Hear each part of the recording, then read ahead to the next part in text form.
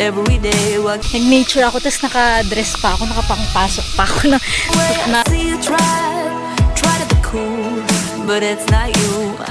Napatulan natin tong lusaw na chocolate ni Vicente.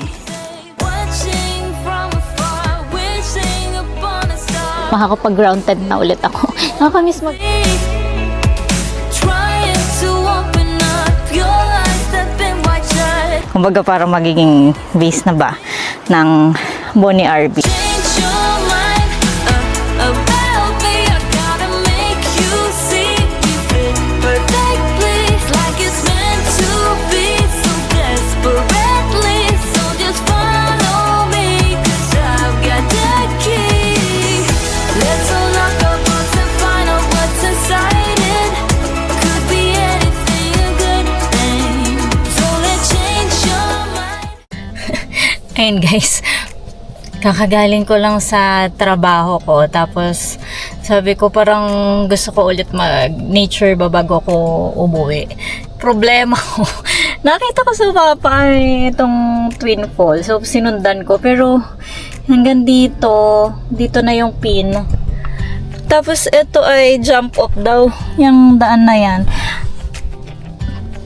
Natatakot ako sa ng mag-isa. Hindi ko alam kung paano ko ba to, pero silipin nga natin yun na iba yung dala kong sasakyan ngayon eh. Yan, naninibago ba ako? Ito daw yung jump off guys. Tingnan nyo. Wala akong makitang falls. Ang naririnig ko, hindi ko alam kung sagap ba ha, kasi wala akong mic.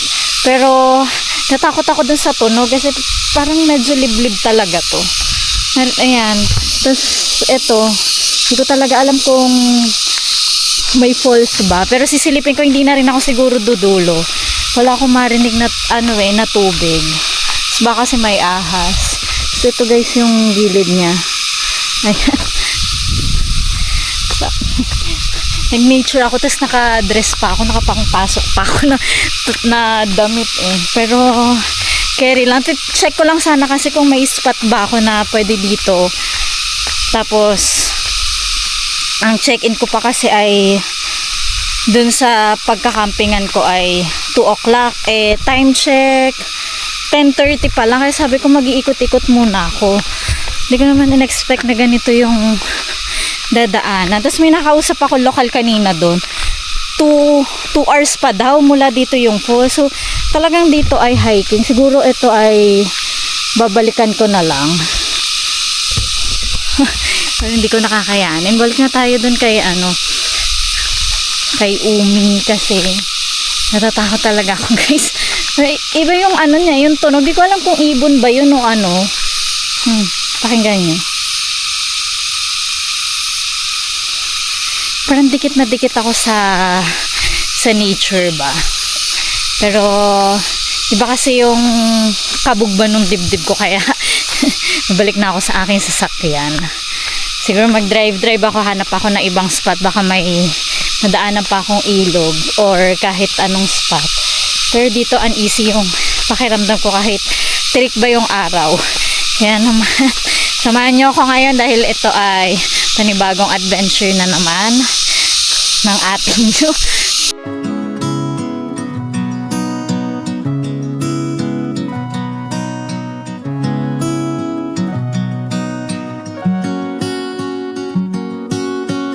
I'm waiting for you. No, I won't leave you. You've been down so long that I can barely breathe. In a sea of worry, waiting for a flurry of water reaching for the sky. I thought that I could be without you. I thought I'd let you go and drop you. I thought that I could just pretend that I didn't miss you. But now it's plain for me to see. Hey, you're my only remedy. Won't you please come back to me? And I swear that I will never leave again. Ayun guys, kita nyo ba kung nasan ako? Dito ako sa may Mayantok, Tarlac. Dito kasi may magandang ilog. Kung natatandaan nyo, nanggaling na rin ako dito last year. Pero ang kasama ko ay si Yomamen. Gusto ko lang bumalik dito sa lugar na to pero hindi na dun sa dati pinagstayan namin. So nag-ikot ako dito kung meron at nakita ko tong Kadano. Pwede nyo silang i-search sa Facebook kasi sobrang awesome ng spot nila. Kasi sa harap ay tong ilog tapos may mga kubo. Ayan. Tapos si Umi dyan nakapark. Papakilala ko sa inyo si Umi. Ang bago natin makakasama sa mga susunod nating biyahe dahil si Bolt ay mamamahinga na dahil medyo mahal na yung diesel at kailangan medyo magtipid-tipid tayo. Ito si Umi. So, kung nakikita nyo, meron na siyang awning. Pero wala akong balak lagyan niya na RTT kasi may RTT naman na si Bolt. So, sa mga susunod na biyahe natin, mag-ground tent na tayo at tetestingin natin. Kasi merong nalalait sa akin na hambog lang daw talaga ako kasi naka 4x4 ako. Papakitaan ko kayo na kaya ko din mag 4x2.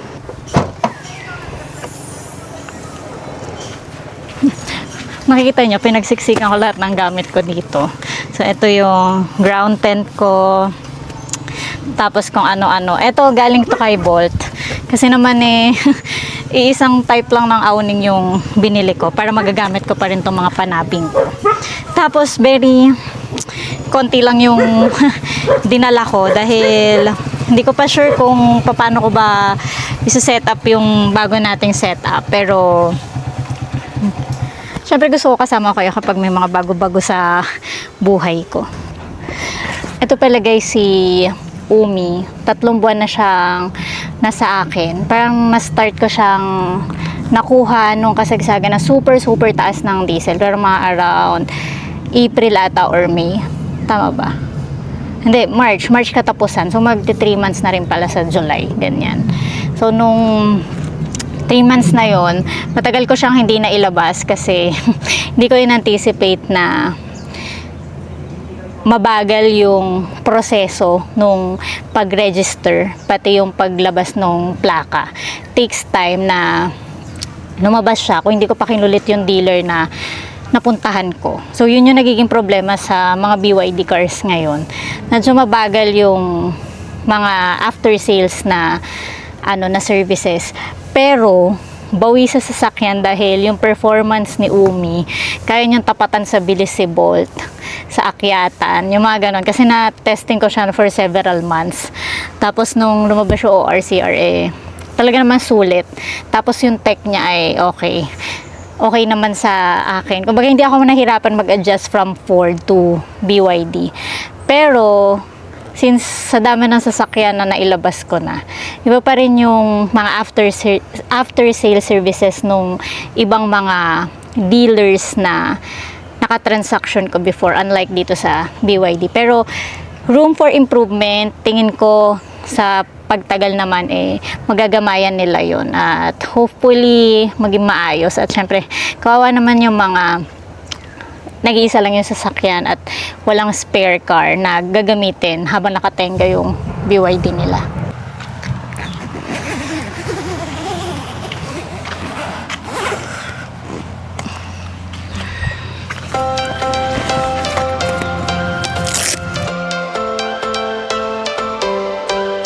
Every change has a reason. Baby, let it come to you. Every soul, every season lives outside of status quo. If we stop believing we're meant to be, expanding our abilities. Ayun guys, at natapos na tayo sa ating setup. Ito yung tent na gagamitin natin. Tapos ito na yung pinakatambayan. Tapos tinakpan ko ng tarp dyan. Para naman maluwag yung kikilusan natin. So ngayon, ang gagawin natin ay lalagyan ng mga mat yung tent dahil parang hindi ko kaya yung tigas neto Kailangan talaga may isa po yung likod ko. Wanna cry, I don't wanna waste my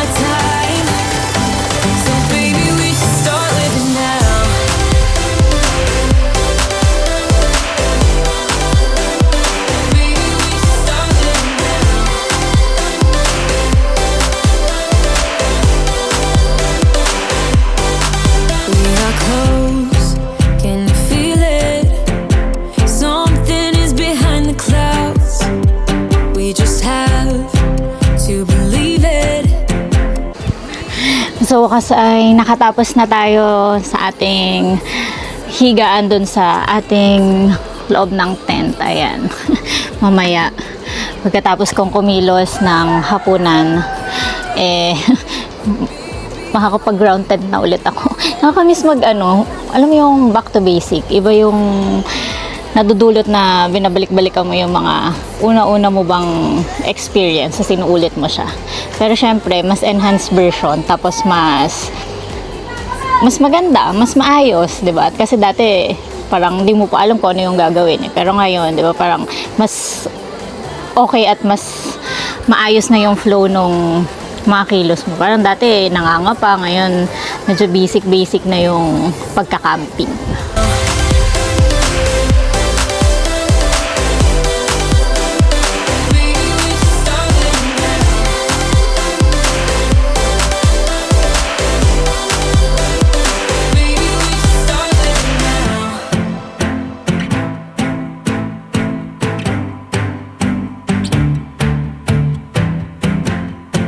I don't wanna waste my time, so baby we should start living now.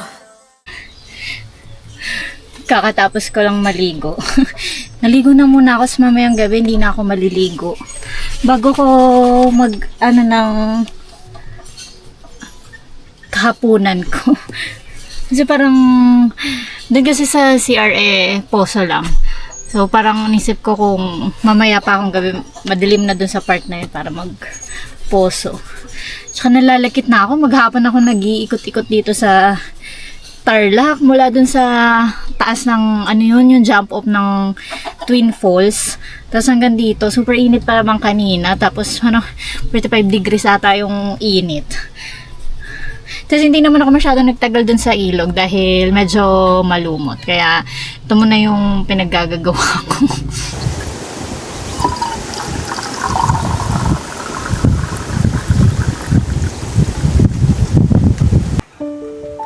Never thought it would be so hard. I grew up without a scar, just living my life with no big worries. And I've always known what I want, just didn't know what came along. Finding myself much less happy. Back in the days I used to dream about one day a life so amazing, not everyone judging me. Don't wanna care about them, though it hurts so bad. I wanna stay wide open, 'cause if I shut down, it just gives them right. I wanna stay wide open. Ooh, ooh, ooh, ooh. Ooh, ooh, ooh, ooh. I wanna stay wide open. Can't stand to hear more today. I'm gonna lock my door and stay inside or wait until I'm safe again. I have nothing more to put on, I'm defeated and withdrawn, just trying to understand where it went wrong. Always believe that nothing good in life is free. It's overwhelming how people can hate on me. Don't wanna care about them, though it hurts so bad. I wanna stay wide open, 'cause if I shut down,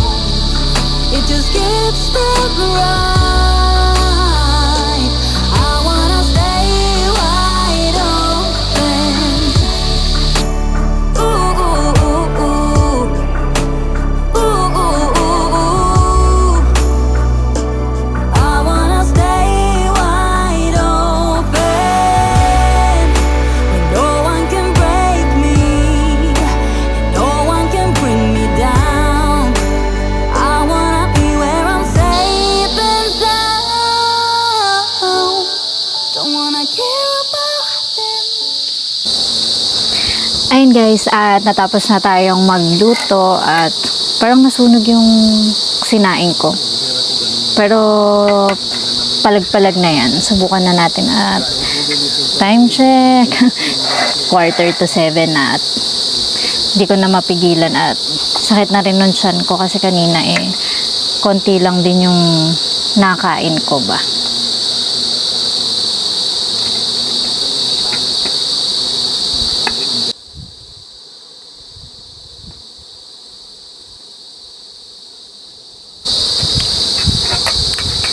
And naginisang corned beef muna tayo. Tapos dinamihan ko ng fried na bawang. Parang gusto ko yung yung tostadong bawang. Parang mula nung last vlog natin corned beef series tayo. Kasi yung mga alis ko ba yung biglaan. Tapos talagang to si Umi, ang ginawa ko talaga dito nilagyan ko lang siya talaga ng mga pang ground tent ko, tapos itong mga table and chairs ko, kasi inisip ko, pag ako tinamaan ako ng pagka gusto ko ba mag-camping, ang hirap pag walang gamit. Pero kahit na nailagay ko iba kong gamit dito, may mga kulang-kulang ako. Alam nyo ba guys, tong memory card ng ng camera ko, wala. Kaya yung internal storage lang yung gamit ko. Tapos ang isang memory card ko lang nadala ay yung para doon sa 360 ko, na nilagay ko naman muna doon sa drone ko. Tapos yung dito yung Sony ko na na camera, yun yung ginagamit ko para magbiro, para ba magkasya-kasya yung mga memory card ba, I mean yung memory, para makabuo ako ng isang vlog. Ang hirap talaga pag biglaan Yan naman, tikman natin yung inisang corned beef ko, special dito.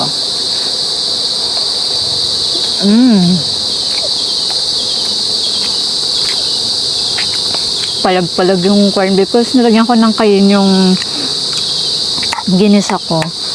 Tapos, at cheap yung spicy na na ginisang corned beef ko. Sarap.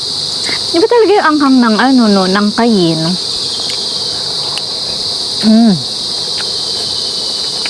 Sarap. At pagtapos ng hapunan, natatandaan nyo tong chocolate na to. Kakainin na natin to ngayon dahil wala akong pang dessert. Ayaw magpabukas.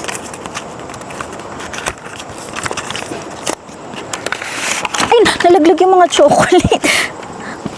Wait lang.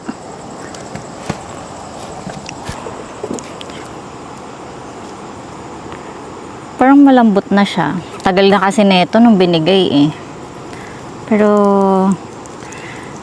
papalag sa taong gutom. Parang di ako nabusog dun sa kanin at corned beef ko. Kaya patulan natin tong lusaw na chocolate ni Vicente. Lusaw talaga siya guys. Pero mabango. Lusaw pero mabango.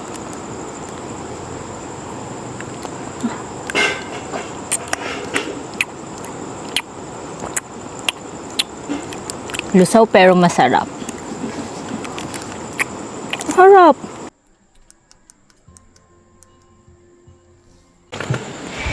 Ayan guys, at natapos na akong kumilos. Tapos gusto ko na talagang magpahinga dahil sobrang haba nung naging araw natin. Pero feeling ko uulan kasi iba yung alinsangan nung hangin. May hangin pero alam niyo yung malagkit. Yun yung pakiramdam ko. Kaya naman, tapos dala ko yung Sonicare ko. Nag-wipes ako. Alam niyo yung, sabi ko nga sa inyo guys, hindi ako sanay ng matutulog ba na na malagkit. Ganun. Kahit ma-outdoor activities ako, hindi talaga kaya nung nung sarili ko ba na magawa yung o makatulog, ganun. Parang maiirita ba ako. Ganun. Ay, nako.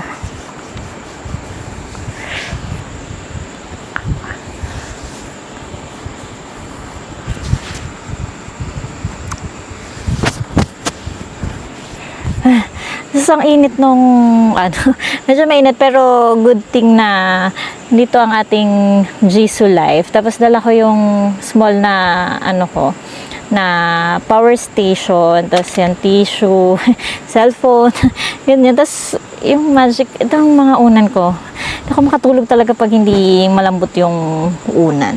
Medyo, laid back yung, natin, yung punta ko dito dahil, para ako lang yung nagka-camp. Dahil, bigla lang naman. Pero, sobrang serene kasi nakapag-ilog ako. Nagkikrave ako sa sapin-sapin, kaya lang layo kasi ng bilihan. Naalala ko tuloy si Kuya Marvin, may friend kasi ako na nagagawa siya ng sapin-sapin. Kuya Marvin, baka naman sa susunod na camp ko, pwede mo na ako padalahan ng sapin-sapin. So bigla ako nag-crave, tapos ikaw naalala ko. Ayun. Parang, alam mo yung, mahilig ako guys talaga sa kakanin, ganyan. Pero nagkikrave ba ako? O dahil ilang araw, parang naka-corn beef series tayo kada camp natin. So, susunod nga, kailangan makapagdala ako ng maayos-ayos na pagkain. Pero balik ko na yung mga luto-luto ko. Kasi feeling ko namimiss niya din yung mga luto-luto kong kakaiba. Hindi naman pala kakaiba, pero tingin ko laban yun eh. Pwede ka na mag-asawa, ganun. Nakakapanibago na naka-ground tent. Pero, solve yung ganito kasi panibagong experience ba? At panibagong parang na-excite ako. Pero alam niyo yung pakiramdam na bago, ganun. Iba yung nadudulot talaga ng kahit paunti-unting pagbabago. Ganon. Hindi paulit-ulit yung ginagawa mo, yung routine mo. Diba? Parang the more na may bago sa routine mo, biglang na-enhance yung mga skills mo ba na mga bagay-bagay na alam mo hindi mo na kaya, ganyan. Tapos nitayo ko yung tent ng matiwasay. Ito yung worry ko. Isa ko, marunong po ba ako maglagay ng ground tent? Sasanay ako kay bolt, pak, gano'n, bukas lang ng RTT. Tapos awning. Na-enjoy ko na naman yung camping natin. Pero, itong ko guys, itong higaan ko, parang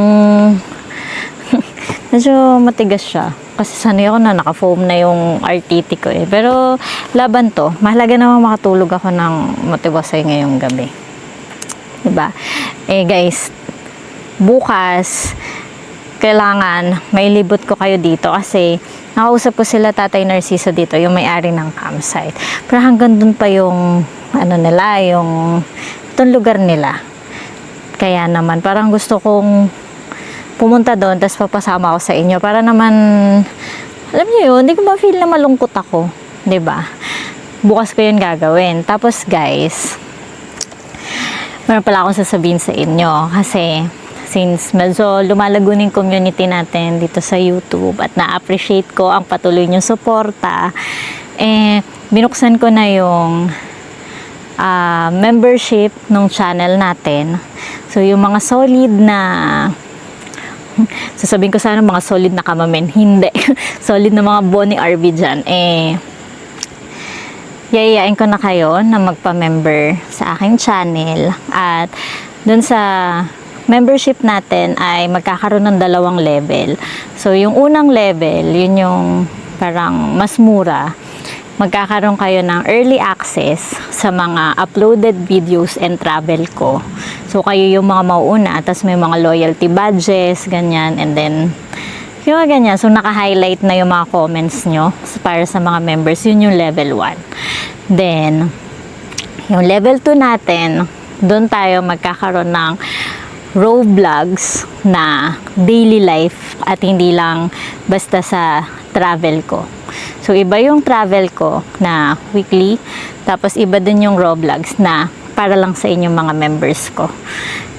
Then, meron din tayo dong live stream na exclusive lang din sa mga members. So, once a month yun. Doon, pwede nyo akong tanungin live or makapag-usap tayo doon sa live stream. Tapos doon sa live stream ng exclusive para sa mga members, meron tayong mga i-invite na mga friends ko na pwede natin silang makausap doon.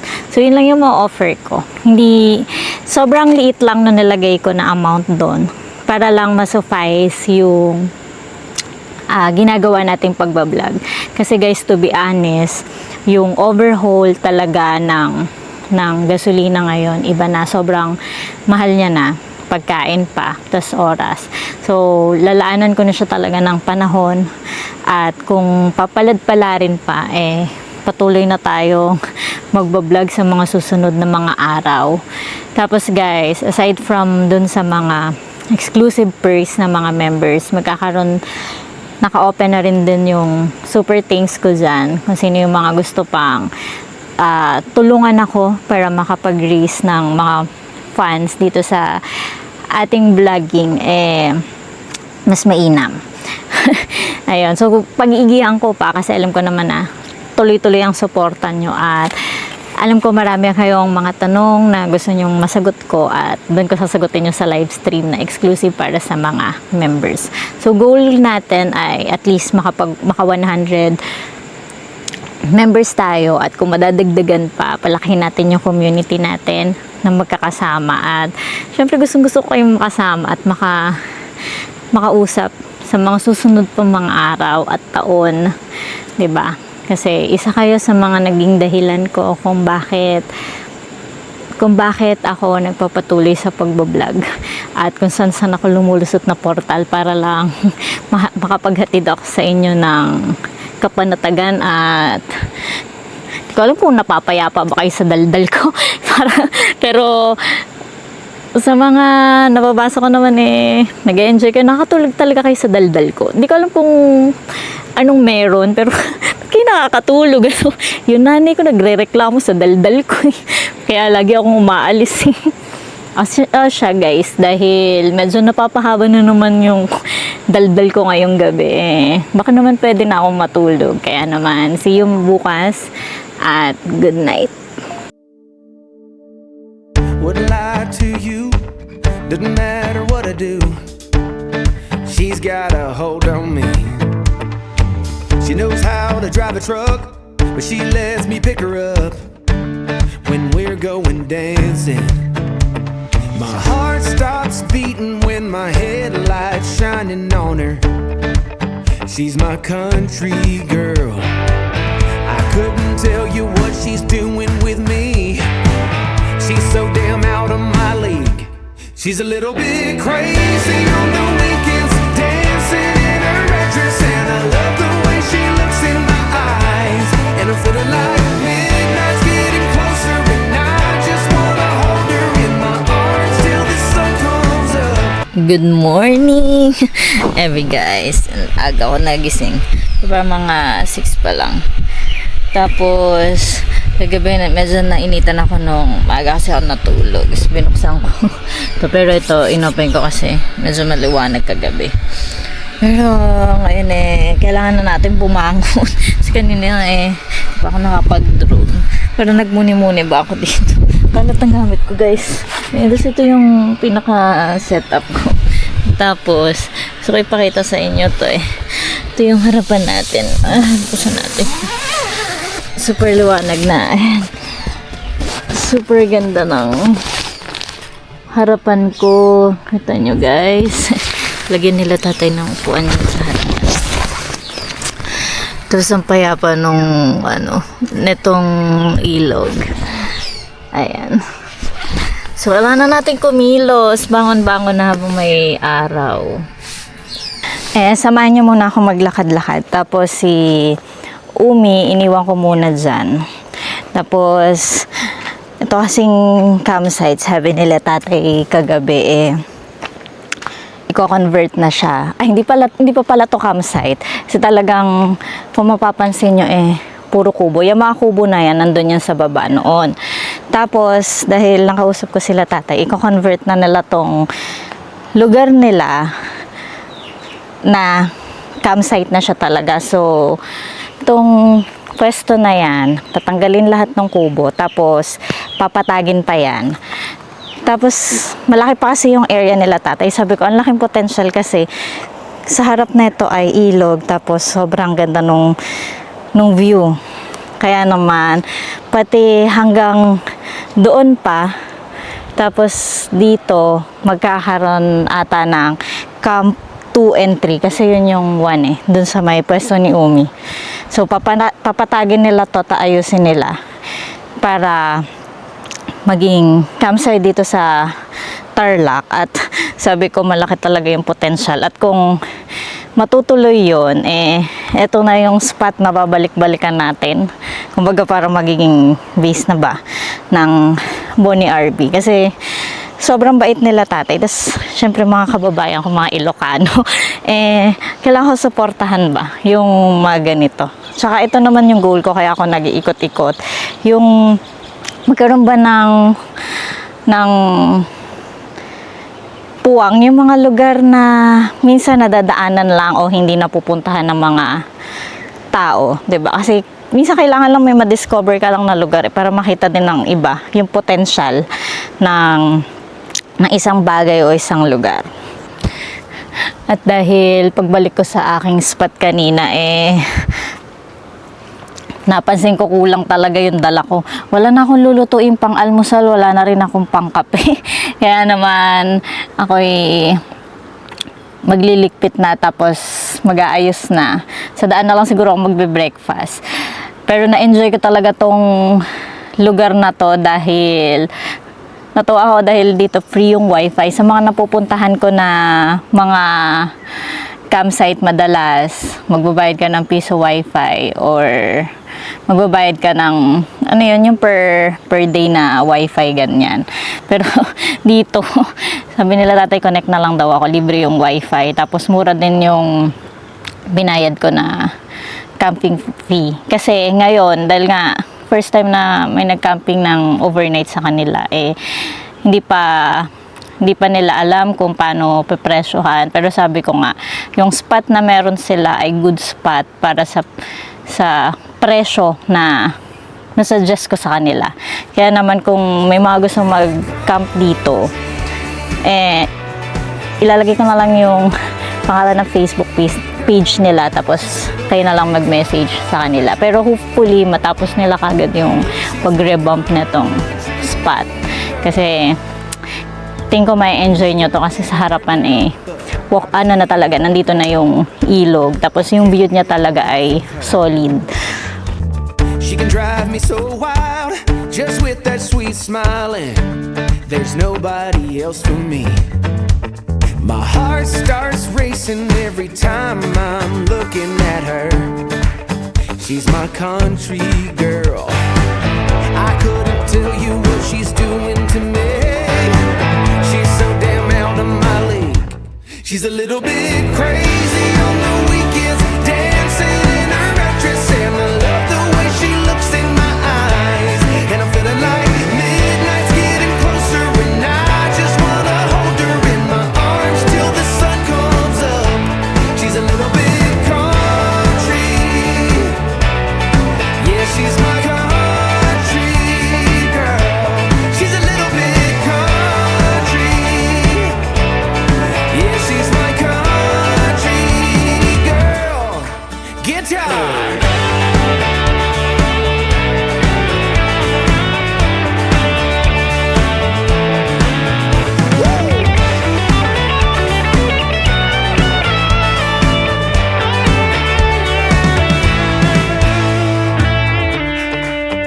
Yeah. All right. Wouldn't lie to you. Doesn't matter what I do. She's got a hold on me.